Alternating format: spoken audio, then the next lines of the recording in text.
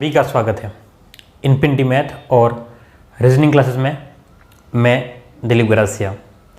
आज हम लोग देखने वाले हैं हमारा रीट लेवल 1 का जो स्पेशल कोर्स चल रहा है मैथ का, उसका क्लास 12वीं। और इस क्लास 12 में क्या होने वाला है, ध्यान से सुनिएगा कि अब हम लोग देखने वाले हैं सेकेंड चैप्टर को। यानी कि हमने पिछले 11 क्लासों में क्या किया, हमने पिछली 11 क्लासों में हमने पूरा पहला चैप्टर देख लिया है और अब जो है वो हम लोग सेकेंड चैप्टर देखने वाले हैं। यानी कि दूसरा भाग या दूसरा अध्याय हम लोग देखने वाले हैं। और दूसरे अध्याय का जो हमारा सिलेबस है, दूसरे चैप्टर का हमारा जो सिलेबस है, पाठ्यक्रम जो है वो क्या दिया गया, ध्यान से देखिएगा। आप लोग सिलेबस में देख लें, है ना। और ख़ास बात आपके लिए सूचना कर दूं मैं कि रीट लेवल 1 का सिलेबस चेंज होने की या बदलने की कोई ज़्यादा उम्मीद नहीं है। यानी कि 99.99% सिलेबस यही होना है। अगर कुछ बदलता भी है तो कुछ ही शब्द आगे पीछे हो सकते हैं, बाकी कोई ज़्यादा चेंज नहीं होने वाला। और अगर आप चैनल पर पहली बार है, ध्यान से सुनिएगा, अगर आप चैनल पर पहली बार है तो सब्सक्राइब ज़रूर कर दीजिएगा।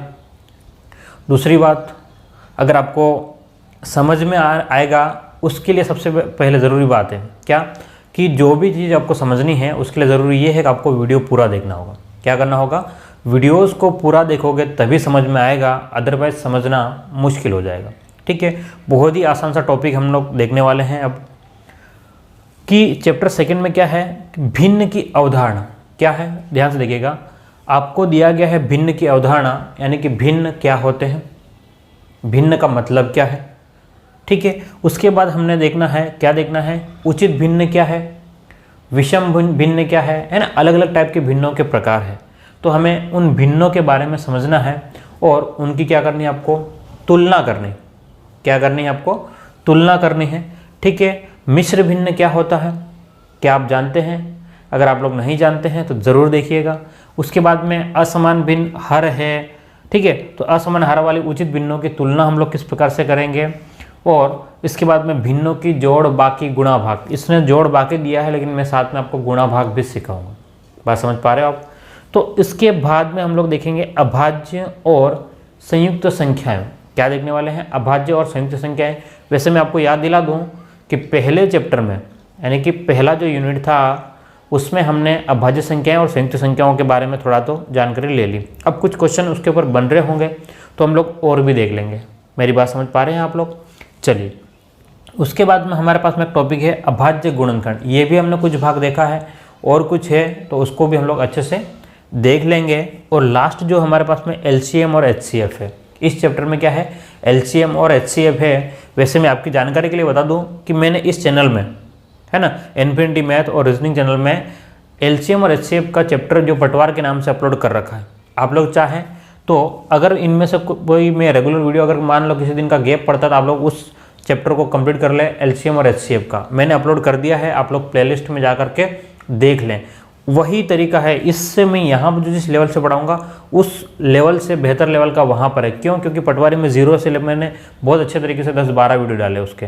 तो आप लोग चाहें तो जब तक ये वीडियो आ रहे हैं, आपको लगता है मुझे एक्स्ट्रा पढ़ना है, क्या लगे कि आपको लगता है मुझे एक्स्ट्रा पढ़ना, तो आप उस प्लेलिस्ट में जाकर के वो वीडियो अपलोड है 10 से 12 वीडियो, शायद 10-12 या 8 से 9 है ना। तो आप लोग उन वीडियोज़ को देख ले। मैं यहाँ पर भी पढ़ाऊँगा, ऐसी बात नहीं पढ़ाऊँगा, लेकिन आप लोग जल्दी है अगर आपको कि नहीं मुझे दिन में 2 वीडियो 3 वीडियो चाहिए, तो आप लोग एक वीडियो इसका देख ले, एक वीडियो उसका देख ले, ताकि आपको जल्दी से चैप्टर क्या हो जाएगा, कंप्लीट हो जाएगा। क्या मेरी बात को समझ पा रहे हैं आप लोग? चलिए, तो ये हमारा था सिलेबस, था सेकेंड चैप्टर का सिलेबस। क्लियर है बात? अब हम लोग स्टार्ट करने वाले हैं भिन्न की अवधारणा। क्या स्टार्ट करने वाले हैं? भिन्न की अवधारणा स्टार्ट करने वाले हैं। तो चलिए, लेकिन उससे पहले मैं आपको एक और बात बोल दूँ कि आपको क्या करना है, अपनी नोटबुक बनाना है। ठीक है, देखिए ध्यान से, थोड़ा सा मुंह में छाले हो रखे हैं तो बोलने में अभी भी मुझे प्रॉब्लम है। मैं इस बात को भी आपको क्लियरली बताता हूँ। मैं इसलिए बोल नहीं पा रहा था, इसलिए पिछले 2 दिनों से वीडियो आ भी नहीं रहा था। आज थोड़ा ठीक है तो मैं बोलने की पूरी कोशिश कर रहा हूँ। हो सकता है कुछ शब्दों में ऐसा लगेगा जीभ कहीं अड़ती है ना, तो प्रॉब्लम हो सकती है, वैसे कोई खास प्रॉब्लम नहीं होगी। चलिए, तो हम लोग भिन्न की अवधारणा की बात करने वाले हैं अब। चलिए तो स्टार्ट करते हैं।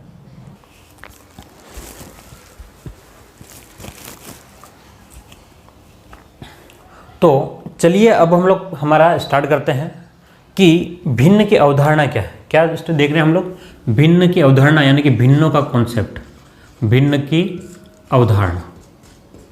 हेडिंग लिख लिया आप लोग, ध्यान समझिएगा। भिन्न की अवधारणा यानी कि आपके पास में जो भिन्न को हम लोग कहते हैं फ्रैक्शन, है ना। फ्रैक्शन का जो कंसेप्ट है वो क्या बात है, फ्रैक्शन का कंसेप्ट जो है वो क्या है। तो भिन्न की अवधारणा समझने से पहले मैं आपको डायग्राम के थ्रू समझा रहा हूँ। किससे? डायग्राम के थ्रू समझा रहा हूँ, ठीक है। ध्यान से देखिएगा आप लोग कि क्या बात मैं कहने जा रहा हूँ। जैसे कि हमारे पास में कोई एक व्रत हो, कोई एक सर्कल हो, ध्यान से देखना। ये क्या है? मेरे पास में एक व्रत है। क्या है? मेरे पास में एक व्रत है और इस व्रत में मैंने कहा, क्या कहा कि भाई इस व्रत के अगर मैं 2 भाग कर देता हूँ, बराबर 2 भाग, ध्यान से देखना, इस व्रत के बराबर 2 भाग करता हूँ तो, और 2 भाग बराबर करने के बाद मैंने कहा कि भाई मैंने एक भाग जो है वो छायांकित कर दिया है, यानी कि भर दिया। मैंने एक व्रत के 2 भाग किए, ठीक है, और उसके एक भाग को छायांकित कर दिया। तो अगर आपसे कोई कहता है या अगर आपसे मैं पूछता हूँ कि इस व्रत में कितना भाग छायांकित है या कितना भाग जो है वो ब्लैक कलर में किया हुआ है, आप लोग क्या कहोगे कि भाई आधा भाग, यानी कि 2 भाग था पूरा, 1 और 2 भाग। इस व्रत के मैंने 2 भाग किए थे, उसमें से एक भाग जो है वो क्या है? छायांकित है, यानी कि आधा भाग जो है वो क्या है? आपका छायांकित है, यानी कि 1/2। क्या लिखा आपने? 1/2। 2 में से 1 भाग, क्या 2 में से 1 भाग जो है वो क्या है? छायांकित है। क्या मेरी बात को समझ पा रहे हैं आप? ठीक है। हाँ, मैं आपके लिए खास बात यही बोल रहा हूँ कि आप बिल्कुल अगर नए हैं तो बिल्कुल कंसेप्ट को ध्यान से समझिएगा, आपके लिए पहली बार है तो। और मैं जो पढ़ा रहा हूँ वो टारगेट कर रहा हूँ आर्ट्स और कॉमर्स वाले स्टूडेंट को। मैं ये नहीं कह रहा हूँ कि वो कमज़ोर है, लेकिन उनका बैकग्राउंड जो है एक्चुअल में नहीं रहा है ना, हो सकता है उन्होंने ध्यान से पहले नहीं पढ़ा हो, तो उसके लिए मैं थोड़ा सा उनके ऊपर ज़्यादा फोकस कर रहा हूँ। साइंस वाले अगर आपको समझ में आ रहा है अच्छी बात है, नहीं आ रहा है या पहले से आपको पहले से पता है तो कोई प्रॉब्लम नहीं है, अगर नहीं पता है तो आप लोग देख सकते हो, है ना। ठीक है, तो हमने क्या किया? एक व्रत के 2 भाग किए हैं, 2 में से 1 भाग को हमने छायांकित किया है। तो हमने कहा कि भाई 1/2 भाग जो है वो क्या है? छायांकित है। चलिए एक और अब समझते हैं हम लोग। सेकेंड एग्जाम्पल, मान लो कि हम लोग कहते हैं एक व्रत है, उसके हमने 4 भाग कर दिए। कितने भाग कर दिए? 4 भाग। और उसमें से कहा कि भाई मैंने एक भाग जो है वो छायांकित कर दिया। क्या कर दिया? एक व्रत के मैंने कितने भाग? 4 बराबर भागों में बांटा। एक व्रत को 4 बराबर भागों में बांटा है और उसके बाद में मैंने एक भाग को छायांकित कर दिया। तो अगर आपसे पूछते हैं कि भाई इस व्रत में कितना भाग छायांकित है, भिन्न में लिखिए। इस व्रत में कितना भाग छायांकित है, भिन्न में दर्शाइए, तो आप लोग क्या करोगे? 1/4, यानी कि 1/4 जो भाग है वो क्या है? छायांकित है, या फिर हिंदी में कहे तो 1/4 भाग। क्या कहेंगे? 1/4 भी हम लोग कह सकते हैं। 1/4, 1/4 भाग क्या है इसका? छायांकित है। ठीक है, और हम लोग आगे चलें। अगर आपसे मैं एक एग्जांपल देके बता रहा हूँ, क्या अगर मान लो आपको एक व्रत ऐसे दे दिया और आपसे कह दिया भाई ये वाला भाग, ये छायांकित भाग व्रत का कितना भाग है ना, ये छायांकित वाला है वो व्रत का क्या भाग है या कितना भाग है, तो आप लोग कह नहीं सकते हो। क्यों नहीं कह सकते हो? क्योंकि हमारी पहली कंडीशन ये है। क्या है पहली कंडीशन? कि सब भाग जो है वो क्या होने चाहिए? इक्वल होने चाहिए, बराबर होने चाहिए। क्या ये सब भाग इक्वल है क्या? बिल्कुल नहीं है, तो हम लोग इसमें नहीं कह पाएंगे। हमारे पास में मेन कंडीशन क्या है? कि बिल्कुल बराबर भागों में बंटना चाहिए। 4 तो सब 4, 5 तो 5, है ना, सब में बराबर इक्वल बंटवारा होना चाहिए। चलिए और एग्जाम्पल देखते हैं हम लोग। मान लो इस टाइप से आपके पास में एक आकृति हो,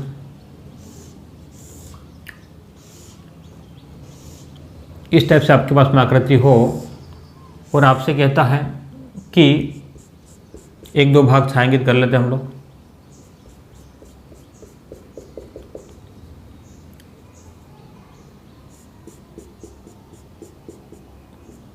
चलिए, और आपसे पूछता है कि इस भाग में या इस आयत कह दो, इसमें कितना भाग छायांकित है, या इसको भिन्न में लिखिए कितना भाग छायांकित है, ये कह सकता है, या इसको भिन्न में किस प्रकार से रिप्रेजेंट करेंगे। तो आप लोग क्या बोलोगे? भाई टोटल कितने भाग है? 3, 1 2 3 6 9 और 12। तो 12 भाग में से 3 भाग जो है वो छायांकित है। ठीक है, 12 भाग में से 3 भाग छायांकित है। आपको इसमें काटना नहीं है, आपको इसमें कुछ भी फ्रैक्शन नहीं, इसको काटना नहीं। ऐसा नहीं कि आपके 1/4 भाग छायांकित है, कितना परसेंट है वो एक अलग बात है। ठीक है, अभी कुल कितने भाग है उसकी बात। तो यहाँ से एक बात क्लियर हो गई, हम लोग भिन्न को किस प्रकार से लिखते हैं, चित्रों के माध्यम से, है ना। और एक्चुअल में 1/2, 1/4 या 3/12 का क्या मतलब है वो यहाँ से क्लियर हो गया। यही भिन्न की अवधारणा है, ठीक है। अब हम लोग बात करें कि हमारे पास में जो भिन्न में दो, एक ऊपर लिखा और एक नीचे लिखा, ठीक है, एक लाइन से क्या है, देखो ध्यान से, ये इसका मतलब ये नहीं कि 3/12 का भाग नहीं है, यहाँ पर 3/12 का भाग बिल्कुल भी नहीं है, इस बात को भूल जाना आप, ठीक है। इस 3/12 का भाग नहीं है। अब ऊपर वाली जो संख्या है, ऊपर वाली जो संख्या है उसको हम लोग कहते हैं अंश। क्या कहते हैं, अंश। इंग्लिश में कहते हैं इसको न्यूमरेटर। क्या कहते हैं, न्यूमरेटर कहते हैं। और नीचे जो संख्या रहती है उसको हम लोग कहते हैं हर। क्या कहते हैं, हर या डिनोमिनेटर। क्या मेरी बात को आप लोग समझ पा रहे हैं। ऊपर जो रहेगा उसको अंश कहेंगे और नीचे जो संख्या रहेगी उसको हर, ठीक है। यानी कि 3 अंश है, हर कितना है तो 12। यहाँ का अंश कितना है तो 1, हर कितना है तो 2। यहाँ पर अंश कितना है 1, हर कितना है 4, ठीक है। तो यहाँ हमारे पास में जो संख्या रहेगी उसको अंश और हर में हम लोग इस प्रकार से परिभाषित करेंगे। अब हमारा जो भिन्न की अवधारणा है वो बात खत्म होती है कि भाई भिन्न की अवधारणा क्या है। अब हमारे पास में आता है भिन्नों के प्रकार। क्या आता है, भिन्नों के प्रकार। तो हमारे पास में अब हम लोग चलते हैं आगे और भिन्न के प्रकार की बात कर लेते हैं, ठीक है। चलो इसको हटाते हैं, भिन्न की अवधारणा हो चुकी है। भिन्नों के प्रकार। तो हमारे पास में भिन्नों के 3 प्रकार हैं। कौन कौन से, ध्यान समझिएगा, है ना, उसके ऊपर भी क्वेश्चन आ सकता है आपके पास। भिन्नों के हमारे पास में 3 प्रकार है। भिन्नों के प्रकार, उसमें पहला जो आता है आपका उचित भिन्न। उचित भिन्न इंग्लिश में कहे तो प्रॉपर फ्रैक्शन। प्रॉपर फ्रैक्शन, ठीक है। सेकंड जो है आपका वो जो है, सेकंड जो है वो विषम भिन्न है। क्या है, विषम भिन्न। और तीसरा जो है वो है मिश्र भिन्न। मिश्र भिन्न। इनका मतलब क्या क्या है, ठीक है, इनका क्या क्या मतलब है हम लोग सबके बारे में डिस्कस करेंगे। विषम भिन्न को हम लोग कहते हैं इम्प्रॉपर, इम्प्रॉपर फ्रैक्शन, ठीक है। और इसको बोलते हैं हम लोग कंपोसाइट फ्रैक्शन, ठीक है। मिश्र भिन्न या कंपोसाइट फ्रैक्शन, क्या कहेंगे, कंपोसाइट फ्रैक्शन या मिश्र भिन्न, ठीक है। तो ये हमारे पास में भिन्नों के 3 प्रकार है। कितने प्रकार है, 3 प्रकार है। तो हम लोग एक एक करके सबके बारे में डिस्कशन करते हैं और उनका एग्जाम्पल को समझते हैं, ठीक है। हाँ, किसी के मन में रहता है कि क्वेश्चन किस प्रकार के आएंगे, तो मैं आपको पूरा पढ़ाने के बाद में कुछ क्वेश्चन तो साथ ही साथ कराता जाऊंगा और कुछ क्वेश्चन जो बाद में आपको PDF की फॉर्म में दे दूंगा। तो अगर कोई ग्रुप में नहीं जुड़ा है, रीट लेवल 1 के ग्रुप में नहीं जुड़ा है, तो वो मुझे, है ना, वैसे मैं ग्रुप का लिंक छोड़ दूंगा, लेकिन फिर भी अगर आप लड़की है कोई, वैसे बॉयज़ के लिए मैं ग्रुप में लिंक छोड़ दूंगा, लेकिन लड़कियों के लिए लिंक नहीं छोड़ूंगा, नहीं तो फिर क्या करेंगे बाकी लोग, बॉयज़ भी क्या उसमें ज्वाइन हो जाएंगे, ठीक है। तो आप लोग मुझे क्या करें, इस नंबर पर,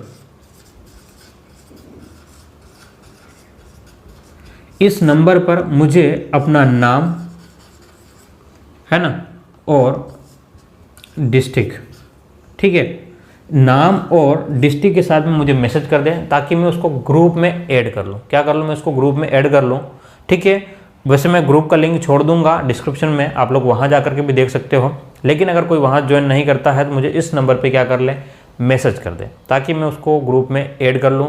लेकिन आपको बताना है कि भाई रीट के, तो रीट के रीट L1 आप लोग लिख देना ताकि मुझे पता चल जाए, क्योंकि यहाँ पर 2-4 ग्रुप बने हुए हैं मेरे पास में। मेरी क्लास जो है वो रेगुलर आ रही है, पटवार की भी आ रही है, उसके बाद में रीजनिंग, कांस्टेबल, PTT, BSTC इन सब के लिए आ रही है। तो लगातार मैं वीडियोस अपलोड कर रहा हूँ, तो हो सकता है कि फिर आप अलग अलग ग्रुप में हो जाओ, है ना, और फिर मैटर की प्रॉब्लम हो जाए। तो बेहतर है कि आप लोग अपना नाम और अपना जो ग्रुप है उसमें मुझे ज़रूर बता दें ताकि मैं उसमें आपको ऐड कर दूँ, ठीक है।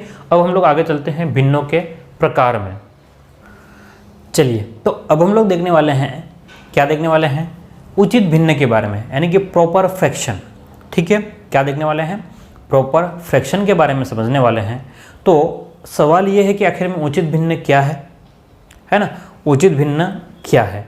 तो अगर आपने जो संख्याएं देखी थी, है ना, आपने जो भी भिन्नों में जो संख्याएं देखी थी, ध्यान समझिएगा, उसमें अगर ऊपर वाली संख्या, मैं क्या कर रहा हूँ कि जो भी आपने भिन्न में संख्या देखी थी उसमें ऊपर वाली संख्या नीचे वाली संख्या से अगर छोटी है, ऊपर वाली संख्या नीचे वाली संख्या से अगर छोटी है तो उसको कहते हैं उचित भिन्न। जैसे मैं क्या कह रहा हूँ कि आपके पास में यहाँ पर अगर मान लो 5 है तो इससे छोटी संख्याएं अगर ऊपर की ओर होगी, मतलब कुछ भी, जैसे कि मैंने कह दिया 3, तो यहाँ पर क्या है आपके पास में 5 से छोटी संख्या 3 है, क्या है 5 से कम है 3, तो ये क्या है एक उचित भिन्न है। क्या है? उचित भिन्न, यानी कि वास्तव में ये सही भिन्न है, इसमें कोई प्रॉब्लम नहीं है। 5 में से 3 भाग, है ना, 5 में से 3 भाग हम लोग लिख सकते हैं। इसलिए अगर आपसे कहता है कि 8 और 5, तो ये क्या है आपके पास में ऊपर की संख्या जो है वो नीचे वाली संख्या से छोटी है, ऊपर की संख्या जो है वो नीचे वाली संख्या से छोटी है, यानी कि हम लोग ये कह देंगे 7/12। ठीक है, तो हमारे पास में ऊपर वाली जो संख्या है वो नीचे वाली संख्या से छोटी है। ये हमारी भाषा में, गणित की भाषा में क्या कहते हैं, ऊपर की संख्या को हम लोग अंश कहते हैं। क्या कहते हैं? ऊपर की संख्या को अंश कहते हैं और नीचे की संख्या को हर कहते हैं। तो मेरे कहने का मतलब ये है, ऊपर की संख्या छोटी होगी, यानी कि आपका जो अंश है, क्या है, अंश जो है वो क्या होगा, छोटा होगा। अंश जो है वो छोटा होगा, तो अंश का छोटा होने का निशान ये, जो छोटा होगा उसमें छोटे, ये तीर का निशान इधर हो जाएगा, अंश जो है वो छोटा हो जाएगा किससे, हर की तुलना में। बस ये एक कंडीशन है। उचित भिन्न में क्या होगा, उचित भिन्न का मतलब ये है कि जब अंश जो है वो हर से छोटा होगा तो उसको हम लोग कहेंगे उचित भिन्न। क्या मेरी बात समझ पा रहे हैं आप लोग?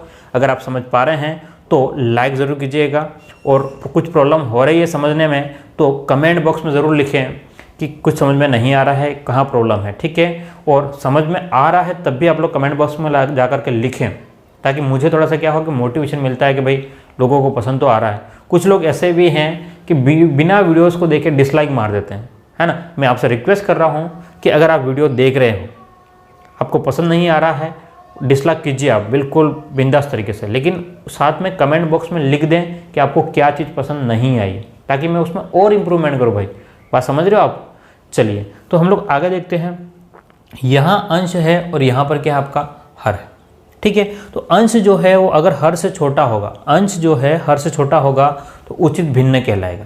अब हमारे पास में बात आती है कि आखिर में हम लोग ये भी कह सकते हैं, अंश और हर को देखना, ध्यान से देखना कि परिमेय संख्याओं में हमने लिखा था परिमेय संख्या।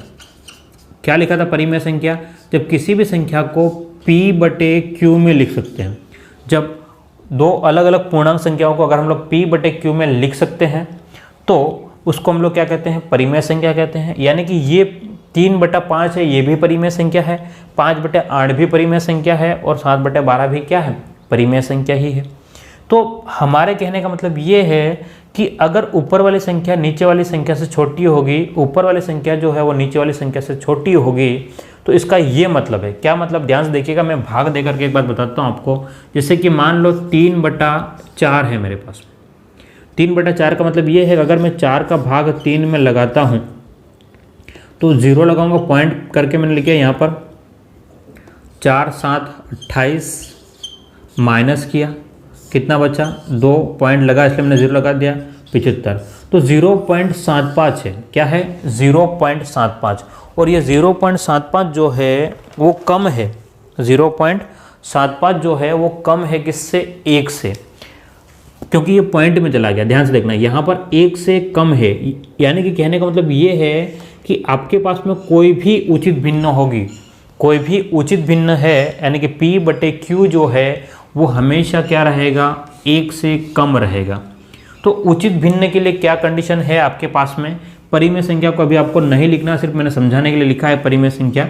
बाकी आपके पास में P/Q क्या होना चाहिए? 1 से कम होना चाहिए। यानी कि उचित भिन्न कहने का ये मतलब है कि आपका उचित भिन्न जो है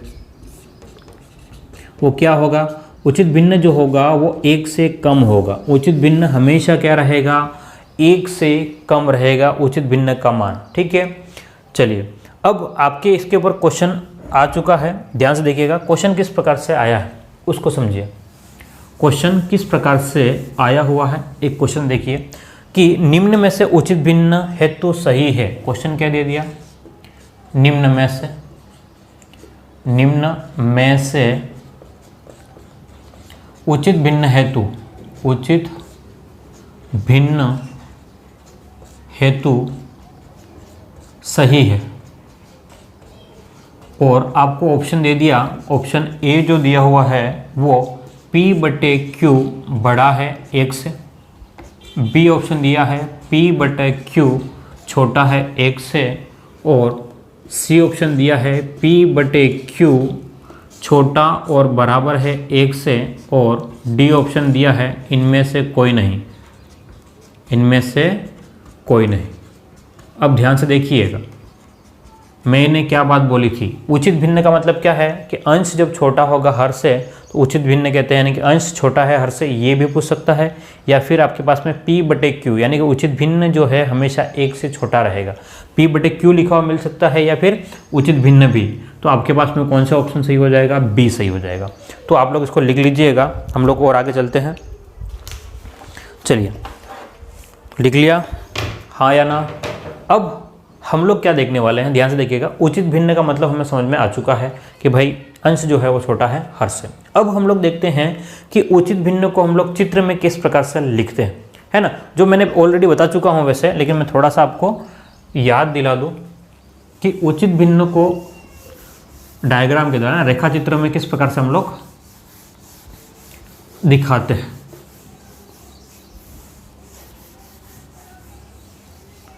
तो जैसे कि आपके पास में मैंने पहले ही बता चुका हूँ कि मान लो आपके पास में एक वृत्त है और उसके हमने इस टाइप से भाग कर दिए बराबर बराबर, और सब बराबर हैं, ठीक है ये, और आपको कह दिया कि एक भाग भरा हुआ है। तो कुल भाग कितने हैं, 1 2 3 4 5 6 7 8। तो जब आपने 8 में से एक भाग भरा हुआ है तो ये उचित भिन्न के लिए चित्र है। ध्यान समझिएगा, क्योंकि अभी मिश्र भिन्न और विषम भिन्न हम लोग जाएंगे तो वहाँ थोड़ा सा आपको कंफ्यूज करेगा, इसलिए आप समझिएगा कि एक भाग, और वाकई उचित भिन्न यही सही है ना। विषम भिन्न जो अलग प्रकार से होती है, संख्याएं बड़ी होती है, वो एक अलग तरीका होता है, ठीक है। तो 8 भाग में से एक भाग भरा हुआ तो हम लोग लिखेंगे 1/8, है ना। ये आपको उचित भिन्न को चित्र में प्रदर्शित करने का तरीका है। सेकेंड बात, ये बात तो हो गई एक तो क्लियर कि हम लोग चित्र के द्वारा किस प्रकार से इसको रिप्रेजेंट कर सकते हैं। एक और चित्र देख लीजिएगा, हमने इसको बराबर भागों में बांट दिया, और मान लो 2-4 भाग इस टाइप से भर लेते हैं हम लोग, ठीक है। ये हमने 3 भाग भर दिए, तो हम लोग क्या लिखेंगे, 3/, ध्यान से देखना, 1 2 3 4 5 5 10 15 और 20, 3/20। तो ये क्या आपके पास में उचित भिन्न को दिखाने का या दर्शाने का तरीका है, उचित भिन्न को दर्शाने का तरीका है। अब किसमें, चित्र के द्वारा। अब हम लोग देखें कि संख्या रेखा पर, क्या संख्या रेखा पर उचित भिन्न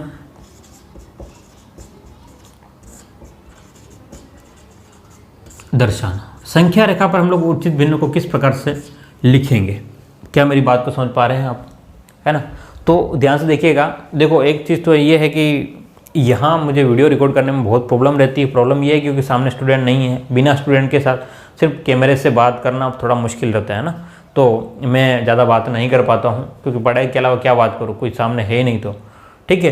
बस तो मैं आपको एज्यूम करके चल रहा हूँ कि आप कैसे दिखते होंगे, उसके हिसाब से मैं पढ़ा रहा हूँ। बाकी मुझे पता नहीं है कि आप लोग वाकई किस प्रकार के आपके चेहरे हैं, किस प्रकार के आपके हाव भाव हो रहे हैं, और उसमें मुझे इंटरेस्ट भी नहीं है, ठीक है। बस मेरा काम है, मैं पढ़ा रहा हूँ, आपका काम है पढ़ना। बिल्कुल आप लोग लाइक कमेंट शेयर कीजिए और पढ़ते रहिए, ठीक है। जितना ज़्यादा हो सके बस शेयर कीजिएगा। देखिए ध्यान से, संख्या रेखा पर उचित भिन्न को दर्शाना, किसको, उचित भिन्न की हम लोग बात कर रहे हैं, उसको संख्या रेखा पर किस प्रकार से दर्शाते हैं। तो जैसे मेरे पास में एक उचित भिन्न है 3/5, क्या है मेरे पास में उचित भिन्न 3/5 है। तो 3/5 को मुझे उचित भिन्न में दर्शाना है। क्या करना है, 3/5 को उचित भिन्न में अगर मुझे दर्शाना है तो मैं, ध्यान से देखिएगा, ध्यान से हम लोग किस प्रकार से करते हैं। एक लाइन बना लेंगे, कहाँ से, 0 से लेकर के 1 तक। क्या करेंगे, हमेशा ध्यान देते, 0 से लेकर के 1 तक लाइन बनाएंगे, 0 से लेकर के 1 तक। क्यों, क्योंकि ये 3/5 जो है वो 1 से कम रहेगा, तो 0 और 1 के बीच में रहना है, मान 0 से लेकर के 1 के बीच में ही होना। यहाँ कितना है, नीचे हर में कितना है, 5 है, तो आपको 0 से 1 तक जो लाइन है उसके बराबर 5 भागों में बांट लेना है। क्या करना है, बराबर 5 भागों में बांटना है। ठीक है, तो 1 2 3 और 4 5। ठीक है, ये हमने क्या किया है, 1 2 3 4 5, यानी कि ध्यान से देखना 1 2 3 4, और हमारे पास में जो एक जो है एक्चुअल में क्या है, आपके पास में 5वां ही भाग है ना, लेकिन हम लोग उसको 5 भागों में बांट दिया। ध्यान से देखना 1 2 3 4 5, लेकिन लिखेंगे कहाँ तक, 4 तक, क्योंकि अगला 1 हो गया आपका, 5 ही होगा। तो यहाँ देखना कि हमें 3/5 को संख्या रेखा पर लिखना है। क्या करना है, हम 3/5 को संख्या रेखा पर लिखना है। तो हमने यहाँ से देखना 1 भाग, 3/5 का मतलब क्या है, 3 भाग है 5 में से, ये आपके पास में 2 भाग, तो हम लोग लिखेंगे 1/5, ये जो है आपका 2/5, क्योंकि 5 भाग हमने किए हैं। ये यहाँ से लेकर के आपके पास में 3/5, ये 4/5, और यहाँ पर क्या होगा, 5/5 होता है वैसे, लेकिन 5 से 5 कटने के बाद में कितना आता है, 1, इसलिए हमने क्या लिखा है यहाँ पर, ऑलरेडी 1 ही लिखा हुआ। ठीक है, तो हमें क्या करना, सिर्फ 3/5 दिखाना। हम लोग ये वाला जो भाग है, यहाँ से ये जो भाग है आपका 3/5 कितना है, यहाँ से लेकर के यहाँ तक जो भाग है वो कितना है, 3/5। क्या मेरी बात को समझ पा रहे हैं, 3/5 को हमने संख्या रेखा पर इस प्रकार से लिखना है। चलिए एक और एग्जाम्पल देखिए, क्या देखिए हम लोग, अगला एग्जाम्पल कौन सा, 5/8। 5/8 है, तो हम लोग इस लाइन को बना लेते हैं और इसके कितने भाग कर लेते हैं, 8 भाग कर लेते हैं। ये 8 भाग हो गए। ठीक है, 1 2 3 4 5 6 7 8, 8 भाग। 0 से कहाँ तक लिखना है आपको, 1 तक ही लिखना है। कहाँ तक, 0 से लेकर के 1 तक ही लिखना है। अब कितने भाग है, 8 भाग है, तो 0 के बाद में 1 2 3 4 5 6 7 और 8 आपके पास में ऑटोमेटिक भाग हो गया। अब आपको कहाँ तक जाना है, क्या कह रहा है, 5/8। क्या शो करना आपको, 5/8 बताना है। 5/8 बताना है, इसका मतलब सबके नीचे क्या कर लो आप लोग, 8 का भाग लगा दो। क्या करो, सबके नीचे 8 का भाग। ठीक है, तो आपके पास में 5/8 यहाँ तक हो रहा है, तो ये वाला भाग जो है, ये आपका जो है यहाँ तक, ये वाला पॉइंट वो क्या आपका 5/8 है। क्या है, 5/8। क्या मेरी बात को आप समझ पा रहे हैं। तो मेरे कहने का मतलब ये है, उचित भिन्न क्या होता है। सबसे पहले हमने देखा था कि भाई जब ऊपर की संख्या नीचे वाली संख्या से छोटी हो, यानी कि अंश जो है वो हर से छोटा है, तो उचित भिन्न है, यानी कि अंश छोटा रहेगा हर से, ये बात हमने समझा दी थी। और P/Q को हम लोग किस प्रकार से, P/Q का जो मान आएगा वो हमेशा 1 से क्या रहेगा, कम रहेगा। ये नोट में बिल्कुल याद रखना, ये काम की बात है। उसके बाद में चित्र के द्वारा उचित भिन्न को हम लोग किस प्रकार से दर्शाते हैं, तो चित्र के द्वारा मैंने उचित भिन्न को आपको बताना समझा दिया है। उसके बाद में आपको संख्या रेखा पर हम लोग उचित भिन्न को किस प्रकार से लिखते हैं, तो ये आपने संख्या रेखा बनाई और 0 से 1 के बीच में ही आपको रखना है उचित भिन्न के लिए, और जितने भाग हो रहे हैं नीचे उसको भाग कर लो और फिर ऊपर वालों को उसके हिसाब से एडजस्ट कर लो। क्लियर है। तो ये हमने उचित भिन्न के बारे में समझा है और उम्मीद करता हूँ कि आपको उचित भिन्न बिल्कुल समझ में आ चुका होगा। ये आपका सिलेबस में है, इसलिए आपको समझना बहुत ज़रूरी है। ठीक है, चलिए अब उसके बाद में हमारे पास में आता है विषम भिन्न। ठीक है, थोड़ा सा कंफ्यूजिंग पोर्शन है विषम भिन्न, लेकिन अगर ध्यान से समझोगे तो बिल्कुल आपको समझ में आ जाएगा। तो अब हम लोग बात करते हैं विषम भिन्न के बारे में। विषम भिन्न का ही अगला रूप जो है वो क्या है, मिश्र भिन्न है आपका। तो आपको विषम भिन्न को अच्छे से समझना है। विषम भिन्न जस्ट उसका उल्टा है, किसका, उचित भिन्न का। उचित भिन्न में हमने क्या देखा था, वहाँ पर हमने क्या देखा, ध्यान से देखिएगा कि ऊपर वाली संख्या जो थी वो नीचे वाली संख्या से छोटी थी। हमेशा ऊपर वाली संख्या जो है वो नीचे वाली संख्या से छोटी थी। यहाँ उसका उल्टा हो जाएगा। क्या हो जाएगा कि आपका जो हर है, ध्यान से देखना कि आपका, देखो ध्यान से, ऊपर वाली जो संख्या रहती है वो अंश और नीचे वाली संख्या जो रहती है वो हर है। ठीक है, तो यहाँ उल्टा है, यानी कि आपका हर जो है वो क्या होगा, छोटा होगा। हर जो होगा या तो छोटा होगा या फिर बराबर होगा। ध्यान समझिएगा, हर जो है या तो छोटा होगा या फिर बराबर होगा किसके, अंश के, यानी कि ऊपर वाली संख्या के या तो बराबर या छोटा होगा ये वाला, नीचे वाली जो संख्या है ऊपर वाली के बराबर या फिर छोटी संख्या होगी। मैं लिख करके बता रहा हूँ आपको एग्जाम्पल दे करके। जैसे हमने कहा, क्या कहा कि 7/4, ऊपर वाली संख्या बड़ी है, यानी कि आपके पास में कौन सी बड़ी है, अंश जो है वो बड़ी है किसकी तुलना में, नीचे वाली की तुलना में, यानी कि हर की तुलना में। हम लोग के है कि 11/7, ऊपर वाली संख्या नीचे वाली की संख्या की तुलना में बड़ी है, ठीक है। और कहें हम लोग कि 23/20, ठीक है। तो इन तीनों ही एग्जाम्पलों में एक बात क्लियर है कि आपके पास में ऊपर वाली संख्या जो है वो बड़ी है नीचे वाली संख्या की तुलना में, या फिर इस प्रकार से भी हो सकता है 4/4। हमने ये भी तो कहा ना कि नीचे हर जो है वो या तो ऊपर वाली संख्या के बराबर होगा या फिर छोटा होगा, जैसे कि 4/4 है, तो ये भी क्या है आपके विषम भिन्न है। 4/4 यानी कि 1/1 जब आता है वो क्या कहलाएगा आपका, विषम भिन्न कहलाएगा। क्या कहलाएगा, विषम भिन्न। यानी कि नोट करके लिख देना आप लोग, नोट करके कि जब 1/1 होगा तो वो क्या कहलाएगा आपका, विषम भिन्न कहलाएगा। क्या कहलाएगा, विषम भिन्न, ठीक है। चलिए, तो अब हम लोग बात करें कि यहीं से ध्यान से देखना, मैं अब मिश्र भिन्न को इसके साथ में ही बता रहा हूँ, है ना। इसके बाद में हमारे पास में मिश्र भिन्न, क्योंकि ये लगभग दोनों सेम ही है। मिश्र भिन्न, मिश्र भिन्न में क्या होता है समझिएगा अच्छे से कि मिश्र भिन्न में ये है, जैसे कि मैंने कहा कि भाई 7/4 जो है मेरे पास में क्या है, 7/4 जो है वो विषम भिन्न है, ठीक है। ये अगर 7/4 लिखा है तो ये विषम भिन्न है। और अगर इसको मैं इस प्रकार से लिख देता हूँ, देखना ध्यान से, कि 4 का भाग अगर मैं 7 में लगाता हूँ तो 4 एकम 4 -4 करूँगा तो 3 बच गया। इस 3 में मुझे 4 का भाग लगाना, इस 3 में भी मुझे 4 का भाग लगाना है, तो मैं 1 सहित 3/4 यानी कि इस 3 में मैं 4 का भाग लगा रहा हूँ। तो 4 का भाग जब मैंने 7 में लगाया तो मेरे पास में भागफल क्या आया, 1 सहित 3/4। तो 1 सहित 3/4 जो है वो क्या है आपका, मिश्र भिन्न। क्या है, 1 सहित 3/4, यानी कि आपका विषम भिन्न से ही आगे क्या आएगा, मिश्र भिन्न आएगा। यानी कि विषम भिन्न को आप लोग और सोल्व करोगे, भाग लगाओगे, तो आपका क्या बन जाएगा, वो मिश्र भिन्न कहलाएगा। क्या कहलाएगा, मिश्र भिन्न कहलाएगा। तो एक जो है, ध्यान से देखना, ये आपका एक जो है वो क्या है आपका भागफल, क्या है, ये पूरा पूरा क्या है, 1 सहित 3/4, ये क्या है, पूरा पूरा भागफल है। लेकिन यहाँ देखना ध्यान से, ये आपका पास में एक जो है वो पूर्ण संख्या रहेगी।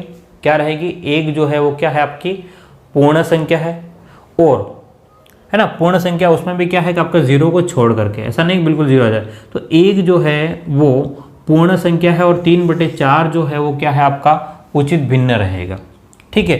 तो मिश्र भिन्न की बात करें तो जब हम लोग संख्याओं को किस प्रकार से, कि 1 सहित 3/4, या फिर हम लोग लिखते हैं 1 सहित क्या हो जाएगा आपका 4/7, ये जो संख्या है आपके पास में, ये जो है वो क्या है आपकी मिश्र भिन्न है। क्या है, मिश्र भिन्न है, 1 सहित 3/20, है ना।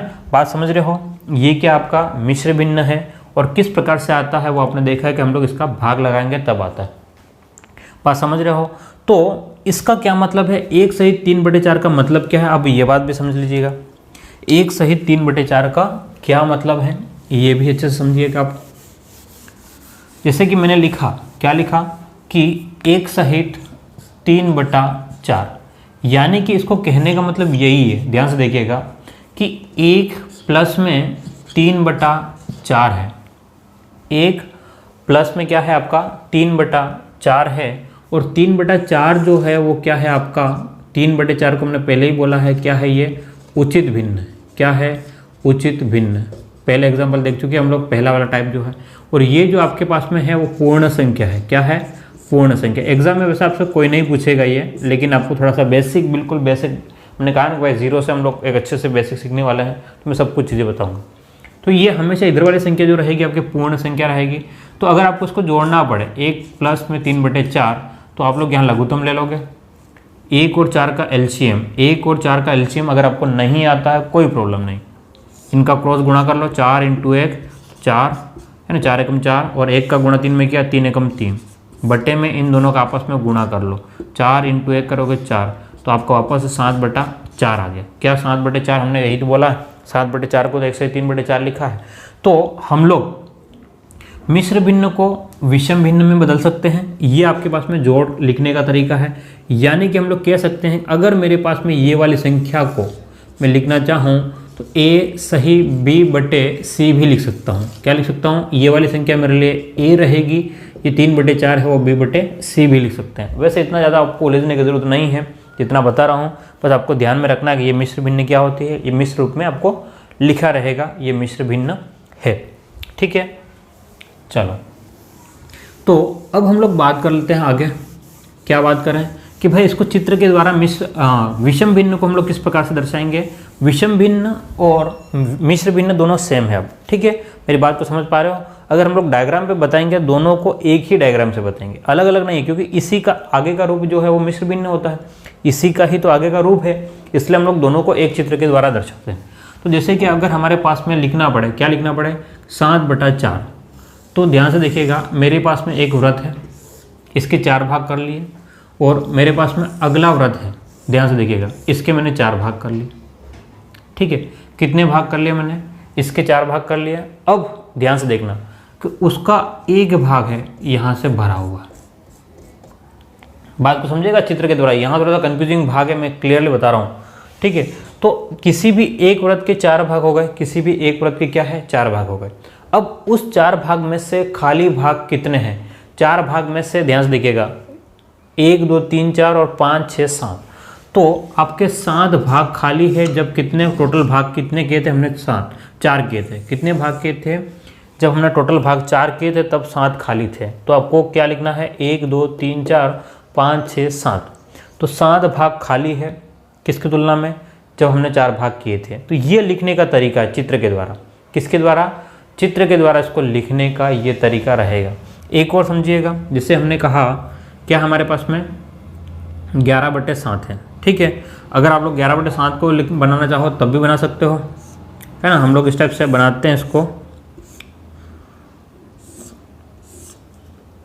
6 और 6 हमने कितना बना दिया? 12 बना दिया। ठीक है, दोनों सेम सेम है भाई। और इसके हमने कितने भाग कर लिए? हमारे पास में 6 भाग कर लिया ना। हमें कितने भाग चाहिए थे? वहाँ से उसकी तुलना में हमको 7 भाग चाहिए थे। वैसे 7 भाग नहीं बन पाएंगे यहाँ पे, है ना। तो हम लोग इसको थोड़ा सा और सही करके इसको लिखते हैं 8 भाग या 6 भाग कर लेते हैं, 11/6। ठीक है, तो अब ध्यान से देखिएगा कि ये अब आपके पास में एक भाग को भर देते हैं। तो खाली भाग कितने हैं? 1 2 3 4 5 6 7 8 9 10 11, और चित्र ही हमने गलत बनाया है, थोड़ा इसको सही कर लें। थोड़ा सा माइंड से स्लिप हो जाता है कभी कभी। ये भाग भरा हुआ, तो 6 7 8 9 10 11, तो 11 भाग खाली है किसकी तुलना में? जब हमने 6 भाग किए थे, तो 11/6। ठीक है, कितना? 11/6 है। तो बस आपको एग्जाम में देखे, वैसे ये भी नहीं आने वाला है ना, कुछ और ही क्वेश्चन आने वाला, लेकिन इसको बेसिक फंडे जो है वो आपके पास में क्लियर होने चाहिए मेरे हिसाब से। ठीक है, या फिर आप लोग स्किप करके आगे भी जा सकते हो अगर आपको कोई प्रॉब्लम हो रही हो तो, है ना। यहाँ देखिएगा, हमने विषम भिन्न के बारे में बात कर ली है और मिश्र भिन्न के बारे में बात कर ली कि विषम भिन्न हमारे पास में क्या होता है? जब अंश बटे हर, और आपका हर जो है वो या तो अंश से छोटा होगा या बराबर होगा। मिश्र भिन्न, विषम भिन्न को ही जब हम लोग आगे सॉल्व करते हैं तो मिश्र भिन्न बनता है। ठीक है, तो इस प्रकार से हमारे पास में ये एक तो हम लोग डायग्राम के द्वारा किस प्रकार से रिप्रेजेंट करते हैं ये देखिए। अब हम लोग संख्या रेखा पर किस प्रकार से इसको दर्शाएंगे? किसके ऊपर? संख्या रेखा के ऊपर, वो देख लीजिए।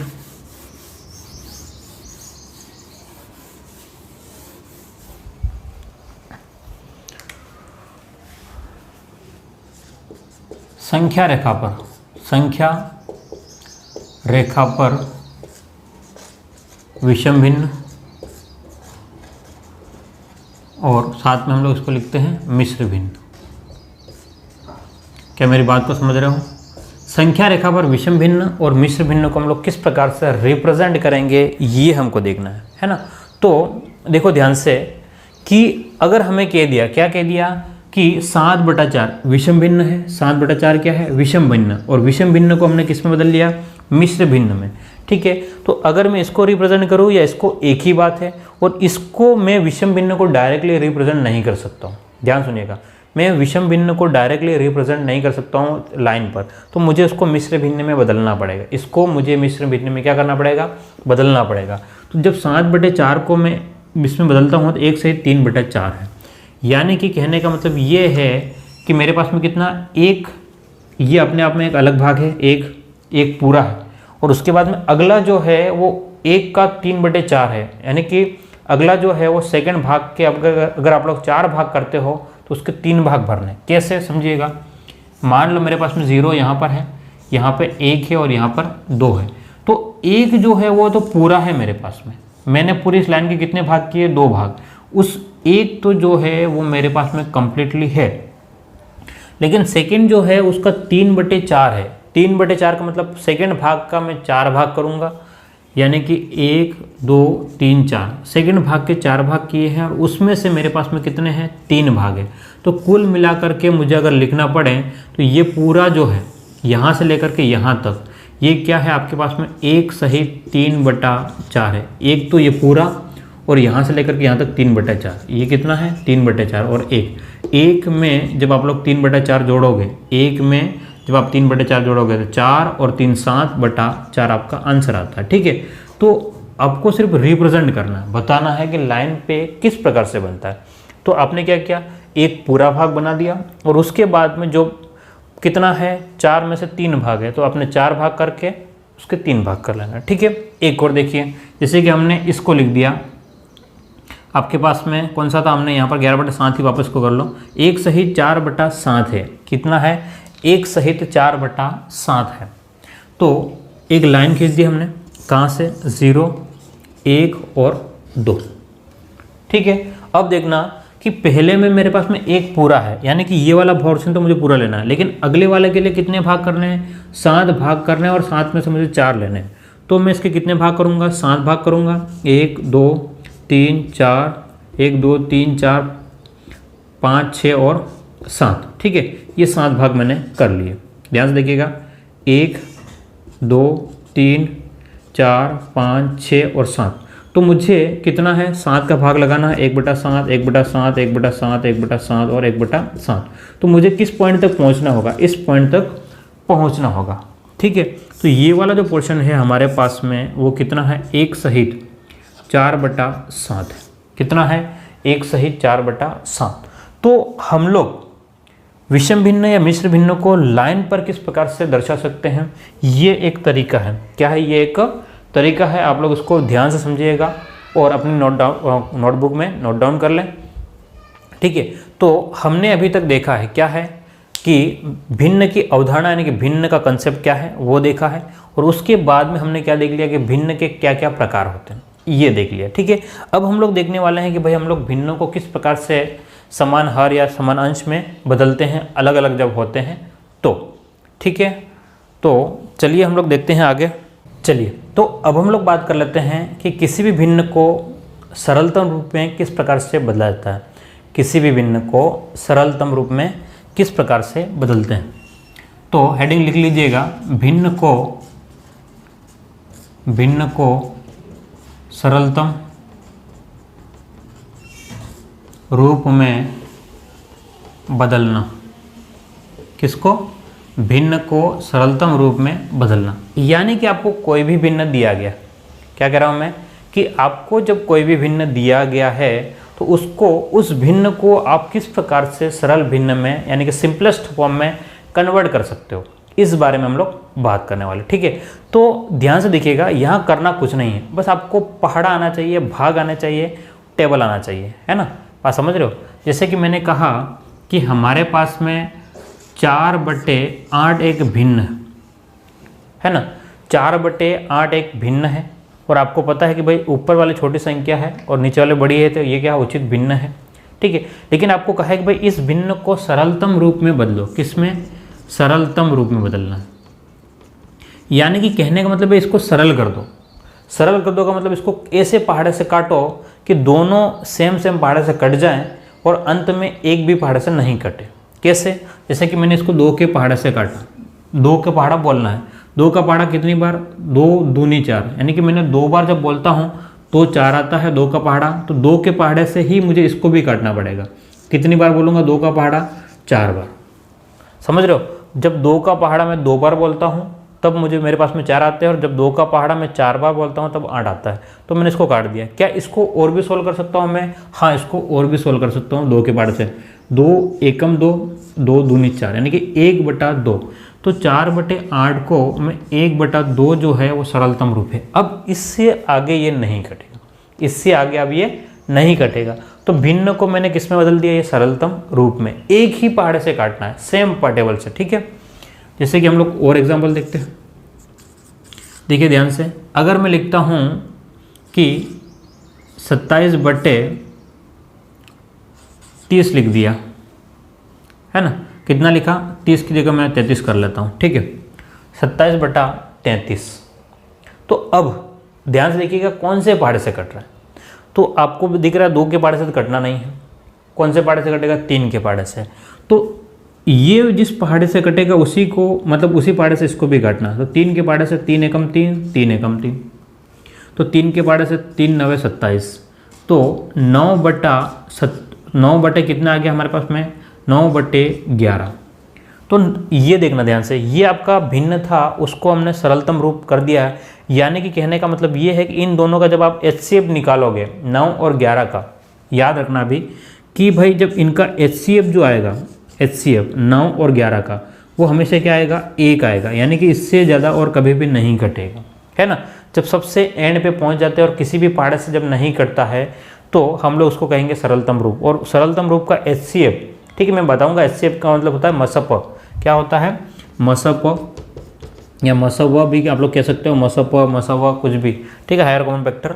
तो इनका HCF 9 और 11 का जो HCF है वो कितना आएगा, 1 आएगा। वो 1 कैसे आएगा, यानी कि कोई भी उपनिष्ठ भाग या कॉमन भाग नहीं है, कोई भी और ज़्यादा गुणनखंड नहीं हो सकता, मेरे कहने का ये मतलब, ठीक है। चलिए और एग्जांपल देख ले हम लोग, कहीं कुछ कन्फ्यूजन हो तो। चलो कुछ और लिख लेते हैं। हमने लिखा 42 और यहाँ लिख दिया हमने 16, ठीक है। क्या लिखा, 42 और 16। तो कौन से पहाड़े से कट सकता है? तो हम लोग 42 की जगह इसको 44 कर लो थोड़ा सा, ताकि थोड़ा और लंबा होगा ना क्वेश्चन। 2 के पहाड़े से 8 बार, 2 के पहाड़े से 2 दूनी 4, 2 दूनी 4। अब हमारे पास में 22/8 आ चुका है। क्या 22/8 आपस में भी कट सकता है कुछ किसी एक पहाड़े से? हाँ कट सकता है। किससे? 2 से। कितना, 2 चौक 8, 2 एकम 2, 2 एकम 2, यानी कि अब आपके पास में 11/4 आ गया। और 11/4 किसी भी आपस में पहाड़े से नहीं कटने वाला, ना 2 से, ना 3 से, 4 से, ठीक है। तो ये जो आपके पास में आया वो क्या है, सरलतम रूप है। क्या है ये 11/4 जो है वो क्या है, आपका सरलतम रूप है। क्या मेरी बात को समझ पा रहे हैं आप? तो आपको क्या करना है कि भिन्न जो दिया गया उसको सरलतम रूप में निकालना है, यानी कि उसका गुणनखंड कर लेना है या उसको किसी एक टेबल से भाग लगा देना है। बात वही बात। गुणनखंड करने का मतलब क्या है, ध्यान से देखिएगा। जैसे कि मेरे पास में 44/16 है, तो मैं इसका गुणनखंड करूं तो मैं इसको 44 को क्या क्या लिख सकता हूं, ध्यान से देखिएगा। गुणनखंड में हम लोग किस प्रकार से लिखते हैं, 2 के पहाड़े से 2 दूनी 4, 2 दूनी 4, 2 एकम 2, 2 एकम 2, यानी कि हम लोग 2 × 2 4 और 2 × 11। तो हम लोग इसको लिख सकते हैं 2 × 2 × 11 बटे में 16 को क्या लिख सकते हैं, ध्यान से देखिएगा। 2 के पहाड़े से 2 8 16, 2 चौक 8, 2 दूनी 4, ठीक है। और क्या रहेगा आपके पास में, 2 एकम 2, यानी कि 2 × 2 × 2 × 2। लेकिन इस 2 से ये 2 कट गया, इस 2 से ये 2 कट गया। क्या ये वाले कट रहे हैं? नहीं कट रहे हैं। तो आप लोग 11/4 लिखोगे। क्या लिखोगे? बस तरीका वही है, या तो गुणनखंड करके करो या डायरेक्ट भाग लगा के करो। तो हमने देखा है, क्या देखा है कि भिन्न को सरलतम रूप में किस प्रकार से बदलते हैं। और मैं आपसे उम्मीद करता हूँ ये भाग आपको बिल्कुल समझ में आ गया है। अब हमारे पास में जो रहता है वो तुल्य भिन्न है और दूसरा है समान भिन्न। क्या है, एक जो है वो तुल्य भिन्न है और अगला जो है हमारे पास में समान भिन्न है। तो हम क्या करने वाले हैं, अब तुल्य भिन्न जो है वो अगली क्लास में देखने वाले हैं। क्या करने वाले हैं, अगली क्लास में देखेंगे। तो उम्मीद करता हूँ आपको ये पूरा पोर्शन समझ में आ चुका होगा, और अगर समझ में आ गया है तो लाइक ज़रूर कर दीजिएगा। और अगर आप पहली बार है और पूरा वीडियो आपने देखा है तो आप इसको सब्सक्राइब ज़रूर कीजिएगा। मैं आपके लिए कह रहा हूँ जो लोग पूरा वीडियो देख रहे हैं, मैं पूरा कंटेंट अपलोड करूँगा। मेरे पे भरोसा रखिएगा और मैं वही पढ़ाऊँगा जो हम कंपटीशन एग्ज़ाम में पढ़ाते हैं या कंपटीशन क्लासों में पढ़ाते हैं, एग्ज़ाम में नहीं क्लासों में पढ़ाते हैं। और कुछ भी भेदभाव नहीं कि भाई कि फ्री में पढ़ा रहे तो हम लोग ये भाग छोड़ देंगे, नहीं पढ़ाएंगे, ऐसा नहीं करूँगा। पूरी कोशिश है मेरी, मैं बेहतर कंटेंट आपको दूँ, बेहतर मटेरियल आपको दूँ। और आप देख लेना किसी भी यूट्यूब चैनल पर जा करके कि रीट लेवल 1 का सिलेबस कितना लोगों ने अपलोड कर चुका है। काफ़ी लोग सिर्फ क्वेश्चनों के ऊपर डिस्कस करते हैं, किसके ऊपर, प्रश्नों के ऊपर डिस्कस करते हैं। वो खुद आंसर बताते हैं भाई इसका आंसर ये आ रहा है, ये आ रहा है, लेकिन सोल्व करके नहीं बताते पूरा डिस्क्रिप्शन के साथ में। ठीक है, चाहे आप उत्कर्ष का देख लो या किसी और का, वैसे मुझे नाम नहीं लेना चाहिए लेकिन मैं बता रहा हूँ। ठीक है, किसी भी आप लोग ऑनलाइन प्लेटफॉर्म पे देख लीजिएगा, कोई भी पूरा डिटेल से आपको नहीं पढ़ाएगा, 1-2 टॉपिक पढ़ा के हटा देगा। ठीक है, मेरी पूरी कोशिश ये है कि आपको बेहतर मटेरियल दूँ और अच्छे से दूँ। ठीक है, अब बस आपका एक फ़र्ज़ है, मेरी गुरु दक्षिणा यही होगी कि अगर आप कम से कम हर वीडियो को 5 लोगों तक शेयर करोगे। क्या करोगे, मेरा जो भी वीडियो आप तक पहुँचता है उस वीडियो को आपके जो रिलेटिव है, जो मिलने वाले हैं उनको, है ना, कम से कम 5 लोगों को आप शेयर कर दीजिएगा ताकि उनका फ़ायदा हो, है ना, और वो आगे और शेयर करेंगे। ठीक है, यही मेरी गुरु दक्षिणा मानी जाएगी और मैं इसी को संतुष्ट हूँ कि हाँ आप लोगों ने शेयर किया। मैं चाहता हूँ कि एक वाइड लेवल पर उस लोगों तक ये चीज़ पहुँच जाए जहाँ तक ये जिन लोगों को नहीं मिल रहा है मैटर, वो उनको मिले। और घर में बैठे हुए जब, क्योंकि कोचिंग अभी खुलने का बहुत कम चांस है, तो वो लोग घर पे भी अपनी पढ़ाई जारी रख सकें।